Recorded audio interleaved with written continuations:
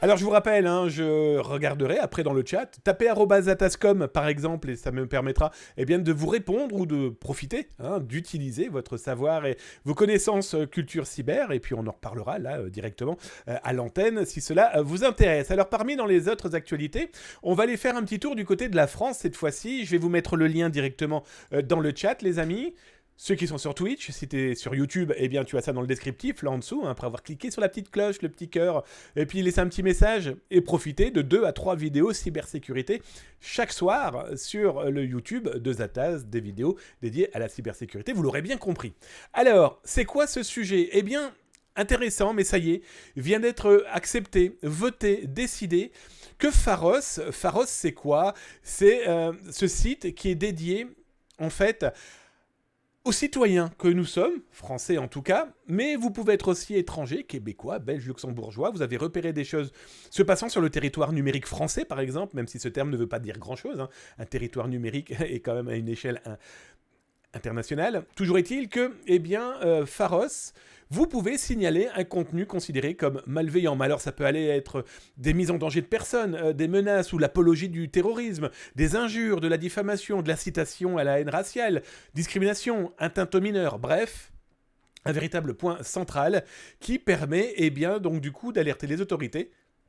Et ces dernières vont pouvoir agir, en tout cas, tenter de mettre ces informations dans les mains d'officiers de police judiciaire, de la gendarmerie nationale, etc., voire même dans des contributions à l'international pour faire stopper un délit. En tout cas, ça c'est sûr, c'est pour aider les concitoyens que nous sommes toutes et tous, même si vous êtes basés, à 6000 km d'ici. Alors intéressant, c'est que Pharos, c'est quand même 365 000 signalements en 2021, c'est pas négligeable, c'est 290 000 seulement. Façon de parler, en 2020, c'est pour vous dire un petit peu les chiffres, comment ils ont explosé.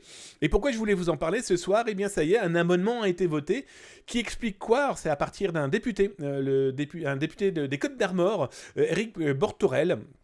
En fait, lui a souhaité, et il a fait passer cet article de loi qui a été accepté, qui explique, aujourd'hui, Pharos va pouvoir communiquer, avec les gens qui l'ont alerté. Voilà, il y a de plus en plus de personnes qui veulent donner un coup de main, qui ont vu des choses, qui veulent alerter.